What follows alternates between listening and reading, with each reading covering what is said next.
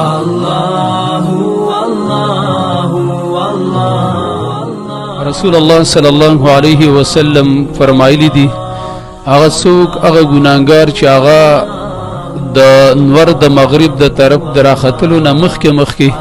الله سبحانه و تعالی ته په ژوند کې توبه وباسي تاب الله علیه الله سبحانه و تعالی به د دې تائب او د دې توبه وستونکي انسان د توبې قبولیت به وکړي د هغې قدرداني به وکړي الله به په ده باندې مهرباني وکړي او دا توبه به له قبوله کړي. دا روایت او دا مخکې چې کوم روایت ذکر شو د دې تقریبا د دواړو یو مضمون دی هغه دا دی چې ان الله سبحانه وتعالى يقبل التوبه من كرمه عز وجل حتى وان تاخرت. الله سبحانه وتعالى دا ډیره غټه پیرزونه ده چې الله د ګناهګار بنده توبه قبلي اگر که په دې ګناه نرسته د توبې کولو کې د دنه سلم لیټو شي س تاخير تراشي او د پوری تر باندې توبه ونه باسي او ورسته زمانه کې سټیم په تیر شي او بیا د توبه وباسي نو الله رب العالمین دا توبه قبلي. دارنګي وفي هذا الحديث دليل على محبه الله عز وجل للتوبه. الله رب العالمین د توبې سره مینه محبت لري او قرآن هم دا خبر ذکر کړي ان الله يحب التوابین. الله د توبه وختونکو سره مینه محبت کوي د الله د پر محبت ثابت دی. سبختور دي هغه انسانان چې په ځمکه باندې ګرځي ته وګوره او د رب العالمین محبوب بندگان دي د الله سره محبت دی. او درنګي په دې حدیثو کې دا خبرم ثابتيږي چې د الله سبحانه و تعالی د پر ید او لاس ثابت دي څنګه چې د الله د شان سره خایيږي. بعضی خلک بدی کې تعویل کوي او په ارض کې دی هغه د قدرت معنی اخلي خدا د معقول او د منقول دلایل نه خلاف ده. دا د الله سبحانه و تعالی یو خوږ صفت دی چې الله په دې صفت باندې موصوف دی. د الله دواړه لاسونه د الله د شان مناسب دي دم ته معلومیږي. نو درنګ د الله سبحانه و تعالی فراخ رحمت هم ته معلومیږي. حدیث کې راغلی دی چې د الله سبحانه و تعالی د مغرب طرف ته د توبې یو دروازه کولاو کړی ده او داغه مسافت او کلاواله د او یو کالو په مزل باندې دی. نو څوک هم چې توبه وباسي مخکې د دینه چې په دمانه د زنکدن او د مرګ آثار شروع شي او یا نور پریواته د مغرب د طرف نه راوخی چې د دینه مخکې الله ته توبه وباسي نو الله رب العالمین توبه قبلي. لکه ورپسې روایت کې مو ان الله عز وجل يقبل توبه العبد ما لم يغرغر. الله د بنده توبه قبلي ترسو پوری چې د هغه د زنکدن هغه غرغرین وی شروع شوی. غرغره دي ته ویل کېږي لکه سړی چې مړی خراب وي او په بو باندې غړغړې کې د قرنګ چې کله د انسان نه روح وزي نه داغه باندې د حالت شروع شي. احادیث نه معلومیږي چې کله د انسان نه روح وزي نه لاول د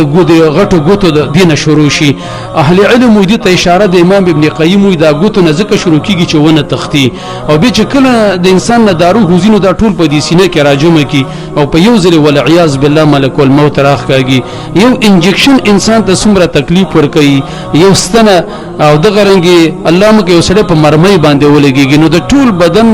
هغه روح چې دغه د بدن سره شپېته او کالي ژوندۍ تیر کړي او د په دې جوړ کې د په دې بند کې د روح سم اغګل شو دی د تیر راخږي دا به څومره سخته وي. موسی علیه السلام چې کله وی وفات شو او د ابراهیم علیه السلام په باره کې راغلی نو الله سبحانه و تعالی ته یا حبیبی کیف وجدت موتک ستا مرګ څنګه ولګي بیان وکا. هغه ویل یا الله د سیل کې یو ژوندۍ مرغۍ چې په سیخ باندې سړی پکې ورکړي په اور باندې اړې رړې. ابراهیم علیه السلام ویل ما د سیمندکو لکه په یو سړي باندې چې په یو وخت کې د اویو تر گزارونه وشي. الله ویل یا خلیل دا خو ما پتا باندې آسان کړو ته اندازه ولګو چې یو سړی زما باغی او زمانه تختیدلی و غزرانی سما نه د باندې به څومره سختي و زما عزتمند دا د مرګ سخت چې اسانيږي دا په توبه باندې دا الله سبحانه و تعالی ته پر رجوع باندې زسکه چې توبه نو باسي سبب کې هیڅ هم نشي کوله. ستانه مخکې ډیر مخکې زمانه کې ویل جابران سرکشان تیر شوی دي که په حکومت کې وي د فرعون مثال موجود دي که په وزارت کې وي نو حامان د موجود دي که په مالداري کې ونو قارون د موجود ار سمفل او ار سمبل او علامه شته دي نو دا نه ګنې چې مطلب د دې رسنو د پاره سپری خودلې د دې وجنه زمونږ استادو علاج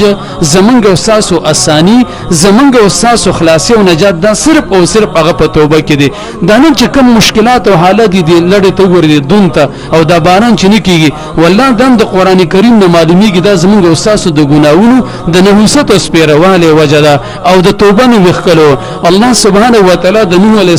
السلام د قوم حال را نقل کړي هغه ته ویلو چې فقلت استغفروا ربكم انه كان غفارا يرسل السماء عليكم مدرارا ويمددكم باموال وبنين ويجعل لكم جنات ويجعل لكم انهارا توبه وباسي الله ته استغفار وباسي الله سبحانه و تعالی برمنه بارانونه وکي و حدیث کې راغلی ناشنا حدیث داسې دی د الله پیغمبر فرمایلی د صحیح روایت ته من قال استغفر الله الذي لا اله الا هو الحي القيوم غفر له ما تقدم من ذنبه وان كان قد فر من زحفه کيو سړي دا الفاظ ویل چې استغفر الله الذي لا اله الا هو الحي القيوم واتوب اليه د الله پیغمبر وي د اره ګناه معاف کیږي اگر کده په میدان جنگ کې تختیدلې ته وګوره د الفاظ ته ان میدان جنگ ته د جهاد نه تختیدل دا ډیره عظیمه ګناه ده او په دې استغفار کې رب العالمین د قوت او طاقت چولې د کمال کې چولې چې تاسو به دا ګناه معاف کیږي الله سبحانه و تعالی دې موږ تاسو تایبین بندگانو ګرځي